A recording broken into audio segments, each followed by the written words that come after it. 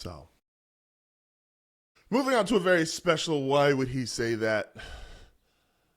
Oh man, we have maybe the two biggest names currently standalone in their quote unquote, not really both in their prime, one's out of his prime. But the two biggest names, probably, if you were to just get clicks on the internet for sports media personalities, Nick Wright and, of course, Stephen A. Smith. And we finally have what apparently a bunch of people have wanted. I learned on the internet. I don't know. It's hard to tell anymore on the internet. You never know who's a bot and who's not. And so you get a bunch of conflicting reports and ideas about who wants what, who is what. It gets tricky, right? And so the internet, there we go. We're just going to stick with this. We're just going to stick with this. The internet apparently has wanted Stephen A. Smith versus Nick Wright for some time now. Whether you want to believe that's true or not, that's up to you. But we finally have it. Nick Wright calls out Stephen A. Smith because we've all been calling out Stephen A. Smith for the same thing, and I've been saying this. This is how he gets clicks now. This is how he gets views. This is how he gets attention. This is his thing. Stephen A. Smith says something about somebody responds, and then he looks into the camera and goes, "Listen to me. Don't make me tell what I know about you. Because I'll do it. Because I know who you're around. I know who writes paychecks. I know who does this. Don't make me report. I know I'm a reporter. Don't make me report." Listen, that sounds tough when you're Kendrick and you say it in a rap battle, and then you actually back it up by telling people what you want to say. When you're Stephen A. Smith, and this is the real problem, and this is where I think this is the one person that can beat Stephen A. at this game. There's a lot of factors here. A, Stephen A. Smith's this routine of somebody calls me out, I respond with this exact same message, which ironically enough, he responded to Nick Wright with this exact same message. He said, "I know who sent you." Stephen A. Smith, we really got to check our importance at the door. Skip Bayless was the number one sports media personality for about a decade. He was also the number one LeBron James hater, maybe of all time. Still is, potentially. The idea that you think, and others jokes because the people that have become really like Team LeBron, it's like, oh, well, Clutch checks and Clutch Sports is hiring you and you're on the payroll, et cetera, et cetera.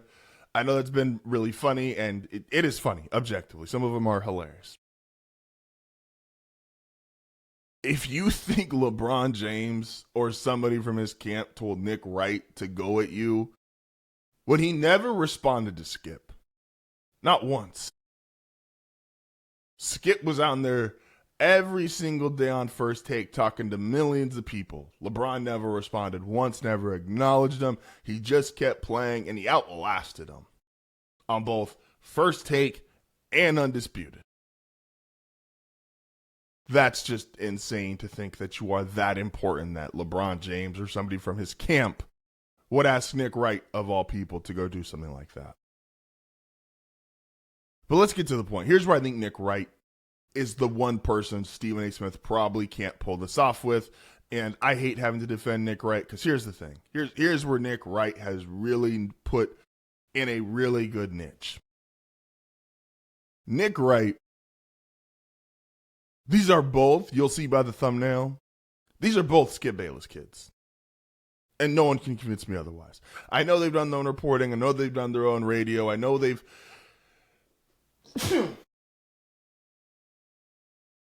I know that they have their own credentials.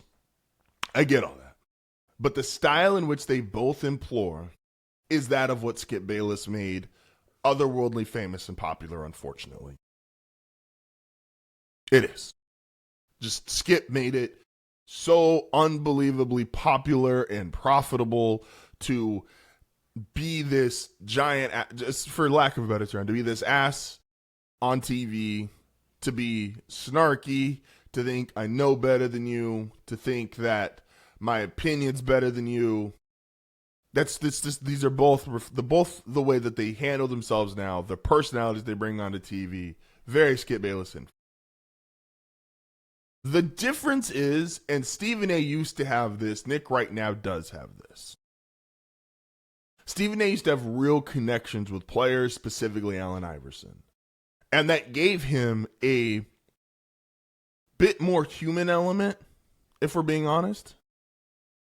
It made it feel like, okay, I may not agree with the sports takes, but I think the human and the man, there's validity there. There is a real person behind, sports. Again, I always say sports aren't that serious as much as we love them. And so if the person and the man behind these awful sports takes feels relatable or feels commendable, feels like they're actually like a stand-up person, you can look past that. Well, Stephen A. has been losing that more and more. Go look at his off-the-field adventures, for lack of a better term. That's the niche Nick Wright has now. I might disagree vehemently with most of Nick Wright's sports takes, and I do. I was on here all last year during the football season, and it was like, I never understood how we got to this point with certain takes, especially about the Broncos, and I'm aware I'm biased, but I was like, how are we not calling out the Chiefs mega fan for being biased, and him trying to play it off like, no, it's not bias, I have receipts and proof and blah, blah, blah.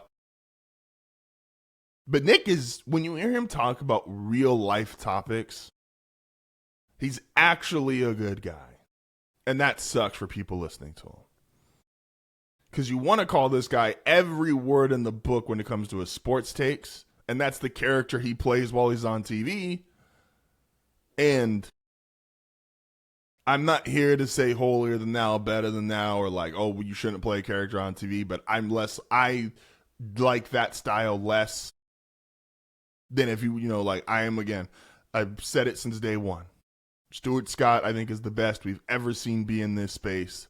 And he was maybe a more animated version of himself, or at least the way it felt. But even everyone that ever talked about him was like, no, that's just who he is. That's who he was. And that's the kind of sports content creator, sports media, rest in peace, Stuart Scott, that I wish we had more of. So Nick is 1,000% playing a character. He's extremely knowledgeable. I'm not here to discredit Nick Wright as a very knowledgeable about the NBA, very knowledgeable about the NFL, and he just takes that knowledge and he twists it the way he wants to go play this character on TV. Fine, cool, it is what it is. But when you hear him talk about real life topics, when there's gun violence, when there's racial issues, and you're like, man, he gets it. And that admirable quality of the person, not the takes, is something Stephen A. no longer has. I brought up Kendrick and Drake. This is what this feels like. I'm not trying to give extra importance to people that talk about sports.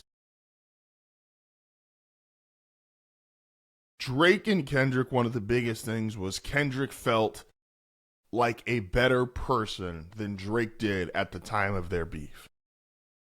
And because of the way Kendrick talks about himself, Kendrick doesn't always GNX was kind of bragging, but like he doesn't talk about himself like he's above everybody else. He's a part of the culture.